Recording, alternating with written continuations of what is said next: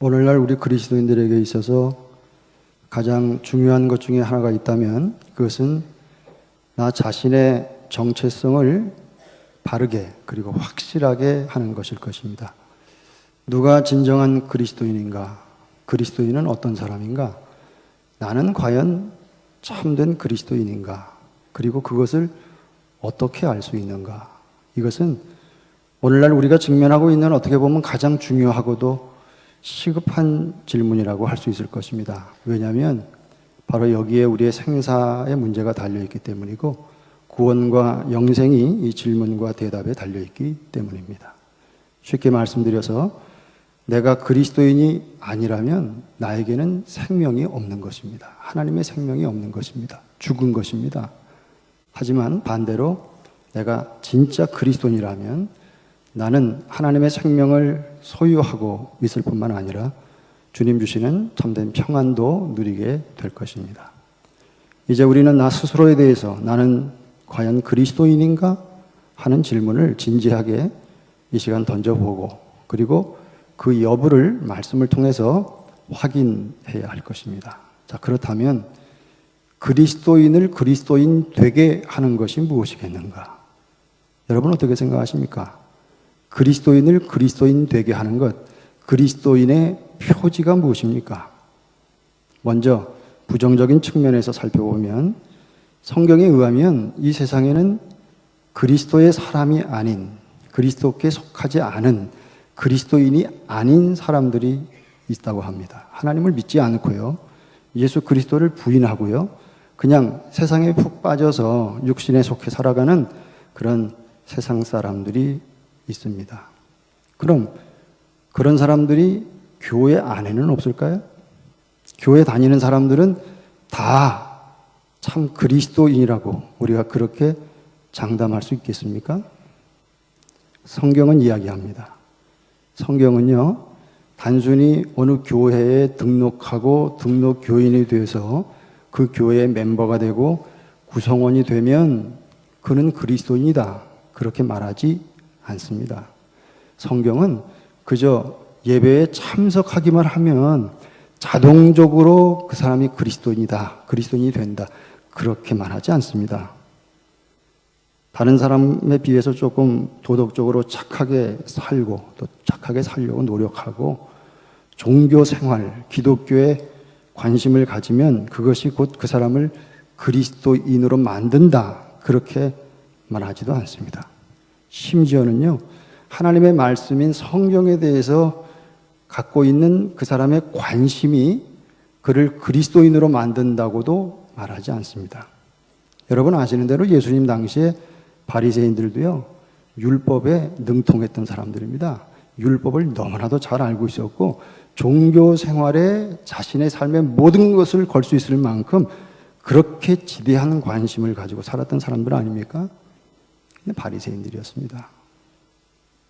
그러므로 우리가 기억해야 될 것은 오늘날에도 교회에 나오면서도 여전히 그리스도인이 아닌 사람들이 존재한다는 사실을 우리가 잊지 말아야 합니다. 그렇다면 그리스도인을 그리스도인 되게 하는 것이 과연 무엇인가? 누가 그리스도인인가? 그리스도인은 어떤 사람인가? 하나님의 말씀인 성경이 우리에게 뭐라고 말씀하시는지를 우리는 들어야 할 것입니다. 오늘 본문 말씀에서 사도 바울은 두 가지로 이야기합니다. 첫째로 그리스도인은 누군가? 그리스도께 속한 사람은 어떤 사람인가?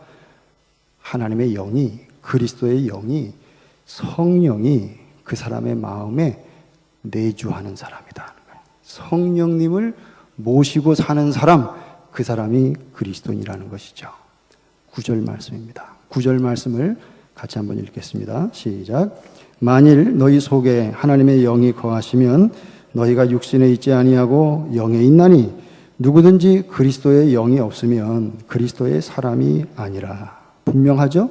누구든지 그리스도의 영이 없으면 그리스도의 사람이 아니라는 것입니다. 여기에 하나님의 영이라고도 나오고 그리스도의 영이라고도 나옵니다. 이 두 경우에 모두가 다 영이라고 하는 단어가, 스피릿이라고 하는 단어가 이게 대문자로 되어 있습니다. 대문자로. 그러니까 이거는 그냥 스피릿이 아닙니다.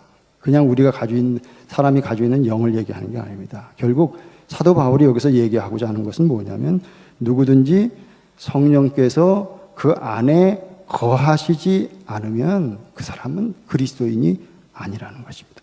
성령이 그 안에 거하지 않는 사람은 그리스도께 속한 것이 아니고 따라서 그 사람은 그리스도인이 아니라는 거예요.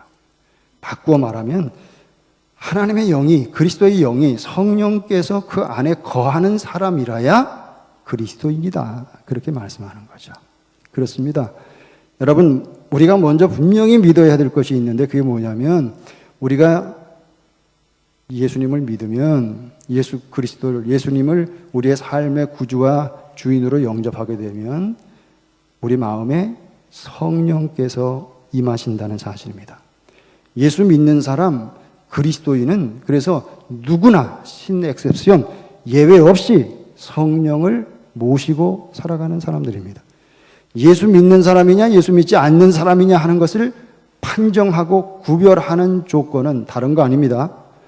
몇몇 그 사람의 삶에 어떤 나타나는 몇 가지 행위를 보고 우리가 따지는 것이 아니라 그 사람이 성령을 모셨느냐 그렇지 않느냐, 그 안에 성령께서 거하시느냐 그렇지 않느냐, 성령께서 내주하시느냐 그렇지 않느냐에 따라서 달라지는 것입니다. 그렇다면 자연히 이런 질문이 다시 나오게 될 것이죠. 그럼 내가 성령을 모셨는지 안 모셨는지를 어떻게 알 수 있느냐? 성령이 내 안에 거하시는지 거하시지 않는지를 어떻게 알 수 있느냐 하는 질문이 나오게 됩니다. 혹 어떤 사람들은 만일 당신이 방언을 하지 못하면, 방언의 은사를 받지 못했다면 그건 성령을 받지 못한 거다, 그렇게 얘기하는 사람들이 있습니다. 성경은 그렇게 말씀하지 않습니다. 사도 바울은 그 방언에 대해서 이야기하는 고린도전서 12장 같은 장에서 모든 그리스도인들이 다 방언을 말하는 것이 아니다, 그렇게 못 박았습니다. 그러니까 그것은 잘못된 겁니다. 또 어떤 사람들은 당신이 하나님의 자녀라면, 정말 거듭난 하나님의 자녀라면 당신이 하나님을 만났을 거 아니냐, 그 하나님을 만나는 어떤 드라마틱한 체험을 아직까지 하지 못했다면, 그래서 당신의 삶이 한순간에 변화되는 그런 극적인 체험을 하지 못했다면 당신은 아직까지 성령을 받지 못한 거다, 이렇게 얘기하는 사람들도 간혹 있습니다. 이것은 성령의 일상적인 현상과 특별한 현상이 있는데 그걸 혼동하는 데서 오는 문제인 것입니다. 그것도 잘못된 겁니다. 오늘 본문은 분명하게 말씀합니다. 누구든지 그리스도의 영이 없으면 그리스도의 사람이, 그리스도인이 그리스도께 속한 사람이 아니라는 거예요. 그러므로 사랑하는 여러분, 그리스도인이 되기 위해서 어떤 신비스러운 영적인 체험을 할 필요는 없다는 것입니다. 성령이 거하시는 사람이 되기 위해서 깜짝 놀랄 만한 그런 어떤 영적인 은사를 받아야 될 필요도 없습니다. 성령을 모시고 있다는 증거는 어떤 의미에서는 그보다 훨씬 더 일상적이고 보편적인 것이다, 그렇게 볼 수 있어요. 9절 말씀을 여러분 다시 보시면 성령을 모시고 사는 사람에게는 특징이 있습니다. 그 특징이 뭐냐면 성령을 모시는 사람, 모시고 있는 사람은 육신에 거하지 않는다, 그렇게 말합니다. 옛사람이 아니라는 거예요. 새 사람이 됐다는 거예요.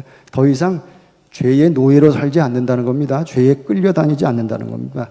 이제는 하나님의 영, 성령의 지배를 받는 사람이 되었다, 그렇게 얘기합니다. 그 결과 어떻게 되느냐? 그 결과가 10절입니다. 10절 말씀을 같이 읽겠습니다. 또 그리스도께서 너희 안에 계시면 몸은 죄로 말미암아 죽은 것이나 영은 의로 말미암아 살아있는 것이니라. 성령을 모신 사람은 그 영이 살아있다는 거예요. 그 영이 예수 그리스도의 의를 힘입어 새 생명을 얻었다 하는 이야기죠. 그뿐만이 아닙니다. 11절 말씀이 또 중요합니다. 11절 말씀을 같이 읽겠습니다. 시작. 예수를 죽은 자 가운데서 살리신 이의 영이 너희 안에 거하시면 그리스도 예수를 죽은 자 가운데서 살리신 이가 너희 안에 거하시는 그의 영으로 말미암아 너희 죽을 몸도 살리시리라. 이 말씀이 뭐냐면 성령이 내주하는 사람, 성령을 모신 사람, 참 그리스도인은 비록 이 세상을 살다가 하나님께서 부르셔서 우리가 세상을 떠나 죽어서 비록 우리의 몸이 썩어 흙으로 돌아간다 할지라도 예수님께서 다시 오실 때, 재림하실 때 영광스러운 몸으로 다시 살게 된다는 거예요. 하나님이 그리스도께서 우리를, 부활의 주님께서 우리를 다시 살려주신다. 그런 거죠. 이것이 어떻게 가능하겠습니까? 그리스도께서 우리 안에 영으로 계시기 때문이라는 거죠. 우리 마음속에 성령을 모심으로써 우리가 주님과 함께 살고 있다고 하는 것. 이것이 얼마나 놀라운 은혜이고 얼마나 큰 행복인지 알 수가 없는 겁니다. 그래서 그리스도인은 어떤 환경 속에서도 항상 기뻐할 수 있는 것이죠. 변하여 새 사람 되었고 참 빛을, 참 생명을 찾았기 때문입니다. 그래서 오늘 우리가 찬양을 불렀죠. 주 예수 내 마음에 들어와 계신 후 변하여 새 사람 되고 내가 늘 바라던 참 빛을 찾음도 주 예수 내 마음에 오심. 주 예수 내 마음에 오심. 주 예수 내 마음에 오심. 물밀듯 내 마음에 기쁨이 넘치면 주 예수 내 마음에 오심입니다. 성령을 통해서 그리스도께서 내 마음에 와 계시는 거야. 그 사람이 그리스도인입니다. 또 한 가지, 오늘 본문에서 그리스도인은 누구인가? 그리스도인은 어떤 사람인가? 하나님의 영, 그리스도의 영, 성령을 모시고 살아갈 뿐만 아니라 그 성령을 따르는 사람이 그리스도인이다. 그렇게 말합니다. 5절 말씀입니다. 5절 말씀을 같이 읽겠습니다. 시작. 육신을 따르는 자는 육신의 일을, 영을 따르는 자는 영의 일을 생각하나니. 세상에는 두 종류의 사람이 있다는 거죠. 하나는 육신을 따르는 사람, 다른 하나는 영을 따르는 사람입니다. 여기에도 영이라고 하는 것은 우리 사람이 누구나 가지고 있는 영, 정신, 스피릿, 그것을 얘기하는 게 아니라 하나님의 영, 성령을 의미하는 것입니다. 이것은 어떤 한 사람에게 영에 속한 부분이 있고 동시에 육에 속한 부분이 있다 하는 그런 얘기가 아닙니다. 사람들 중에는 소속이 다르다는 거예요. 다 같은 사람이지만 소속의 문제를 얘기하는 겁니다. 사람들 중에는 육에 속한 사람이 있고 영에, 성령에 속한 사람이 따로 있다고 하는 그런 말씀이죠. 그렇습니다. 성경이 말씀하는 것은 분명합니다. 그 안에 성령이 내주하고 있는 사람은 자연히 그 성령의 지배를 받고 성령을 따라 살게 되고, 반면에 성령이 그 안에 거하지 않는 사람은 자연히 어떻게 되겠습니까? 육신을 따라 살 수밖에 없다는 것이죠. 자, 그렇다면 내가 육신을 따르는 사람인지 성령을 따르는 사람인지 그거를 어떻게 알 수 있느냐? 뭘 보고 알 수 있느냐? 이 질문에 대한 해답의 가장 중요한 열쇠가 되는 단어가 오늘 본문 5절에 나오죠. 그게 뭐겠습니까? 생각이라고 하는 단어입니다. 육신을 따르는 자는 육신의 일을 생각하고 영을 따르는 자는 영의 일을 생각한다는 거예요. 여기 생각이라는 말은 그냥 우리 단순히 매일매일 살아가면서 하는 그 생각도 생각이지만 그것만이 아니라 우리의 마음가짐, 삶의 동기, 무엇인가를 바라보는 관점, 이해하고 사고하는 방식, 삶을 살아가는 자세, 무엇인가를 우리가 계획하고 결정하고 실천하는 우리의 태도, 이 모든 것을 다 포함한다고 보시면 되겠습니다. 사랑하는 여러분, 그리스도인은 누구인가? 그리스도인은 성령을 모시고 사는 사람, 성령이 내주하는 사람이요, 또한 그 영을 따르는 사람이다. 그럼 그 영을 따르는 사람의 특징은 뭔가? 다른 거 아니다. 영의 일을 생각하면서 살아간다는 것이죠. 그렇다면 영의 일이라고 하는 것이 구체적으로 무엇인가? 문자 그대로 영적인 일을 얘기하는 겁니다. 성령 하나님과 관련된 일, 성령 하나님께서 관심을 가지고 계시는 일에 관심을 가지고 거기에 초점을 맞추고 살아간다는 것이죠. 그럼 성령께서 가장 관심을 가지고 계시는 일이 뭐겠습니까? 대표적으로 한 가지 말씀드린다면 그것은 거룩함이죠. 거룩한 삶입니다. 성결한 삶입니다. 그죠? 성화, 산티피카션, 거룩해져 가는 겁니다. 날마다 주님을 더 닮아가는 것입니다. 이것이 성령, 거룩한 영께서 가장 관심을 가지고 계시는 일이죠. 그게 영의 일이에요. 우리는 거기에 관심을 가지고 거기에 초점을 맞추면서 살아가고 있느냐, 우리의 영혼에. 아니면 겉에 보이는 우리 육신, 우리의 몸에 저 모든 관심을 가지고 치장하면서 살아가느냐. 그거 보면 알 수 있는 거죠. 영의 일이라는 것은 또한 그리스도의 영이기 때문에 예수 그리스도의 일입니다. 예수 그리스도께서 원하시는 것. 주님이 이 땅에 왜 오셨습니까? 주님이 오신 목적은 영혼을 구원하시기 위해서 오셨습니다. 인류를 구원하시기 위해서 오신 것입니다. 세상에서 무엇을 먹을까, 무엇을 마실까, 무엇을 입을까, 그것만 생각하면서 살지를 않고 먼저 하나님의 나라와 그 의를 구하는 것입니다. 하나님의 나라가 더 확장되는 일, 거기에 관심을 갖는 것입니다. 하나님을 사랑하는 것, 이웃을 사랑하는 것. 그 예수님께서 주신 강령, 계명 아니겠습니까? 가장 큰 계명이죠. 또 영의 일이라고 하는 것은 하나님의 영이니까 하나님 아버지의 일입니다. 하나님 아버지께서 원하시는 일입니다. 하나님께서 창조하신 이 세상을 하나님 보시기에 아름답게, 하나님 보시기에 좋게 만드는 겁니다. 질서 있게 만드는 겁니다. 정의롭게 만드는 겁니다. 그리고 평화롭게 만드는 일입니다. 내가 하는 말과 내가 하는 행동이 하나님께 영광이 되는가, 하나님께 정말 기쁨이 되는 일인가, 아니면 이것이 사탄을 위하는 일인가, 그것을 먼저 생각하면서 사는 겁니다. 그것이 영을 따르는 사람이라는 거예요. 여러분, 오늘날 많은 사람들이, 세상 사람들이 기독교를 향해서 손가락질하고 돌을 던지고 있습니다. 인터넷을 보게 되면 얼마나 참 추한 말들이 교회를 향해서, 기독교를 향해서 쏟아지고 있는지 모릅니다. 읽다 보면 낯이 뜨거워서 더 이상 읽을 수가 없습니다. 여러분, 왜 그렇습니까? 그 이유가 어디 있다고 생각하십니까? 교회 안에 사랑이 없기 때문입니다.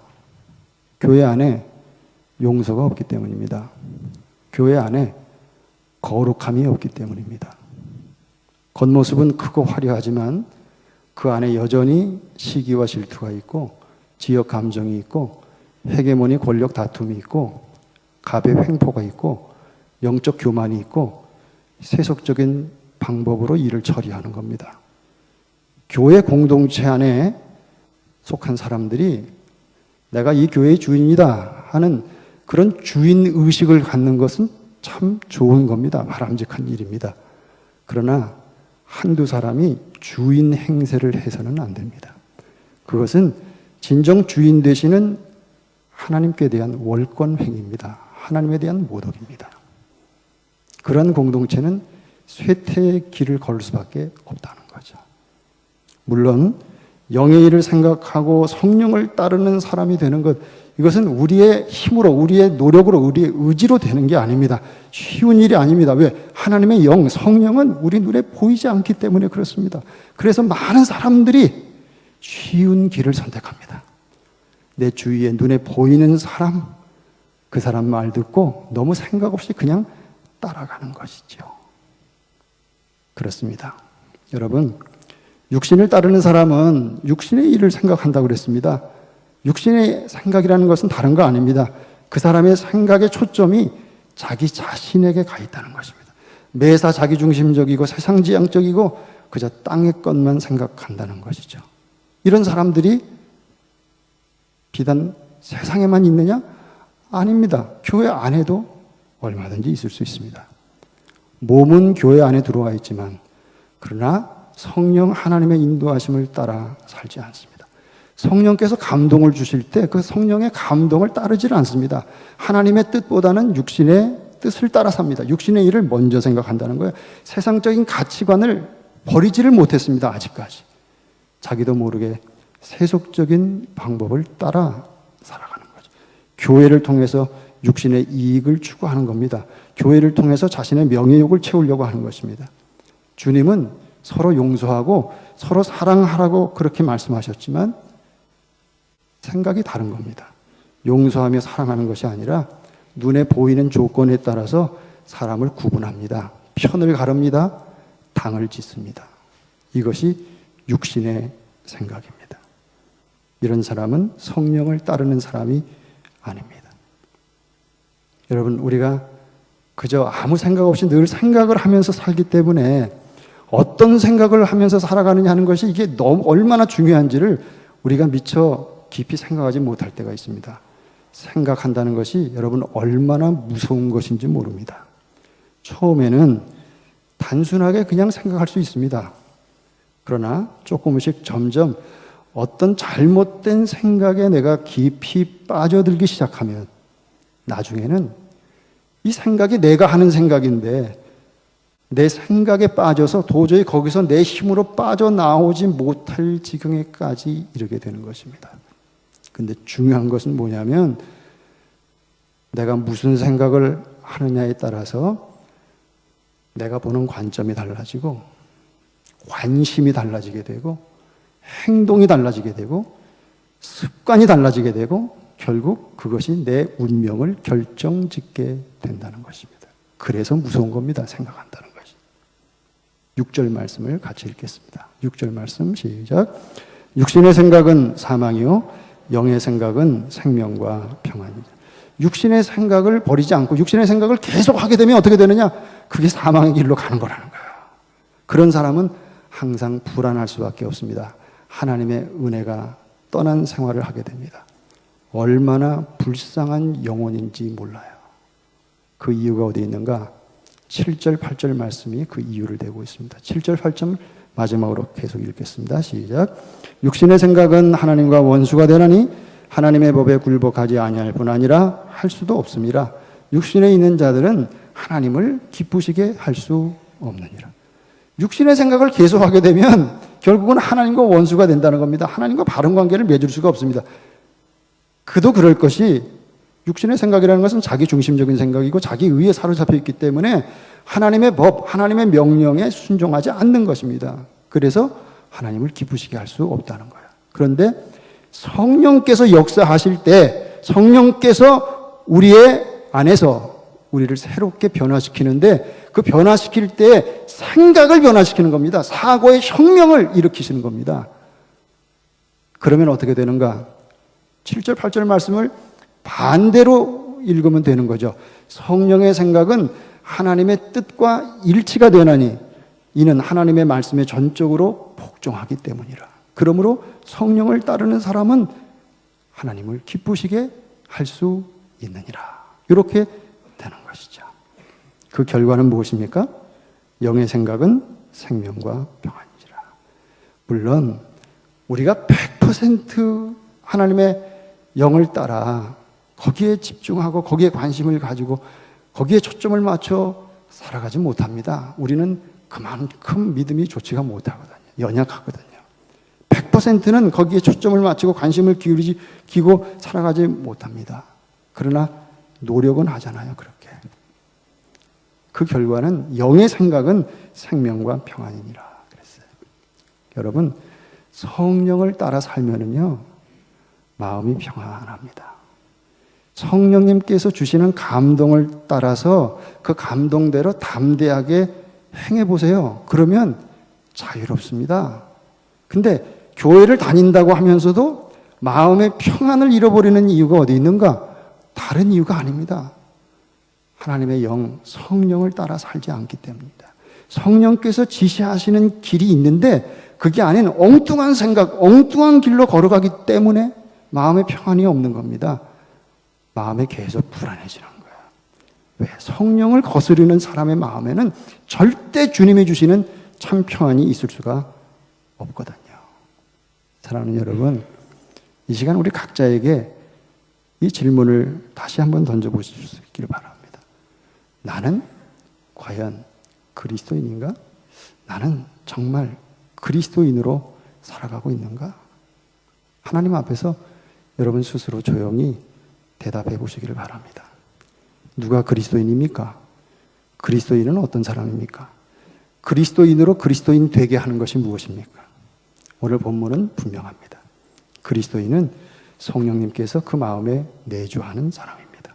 그리스도인은 성령을 모시고 그 성령님의 지배를 받으면서 성령을 따라 사는 사람입니다.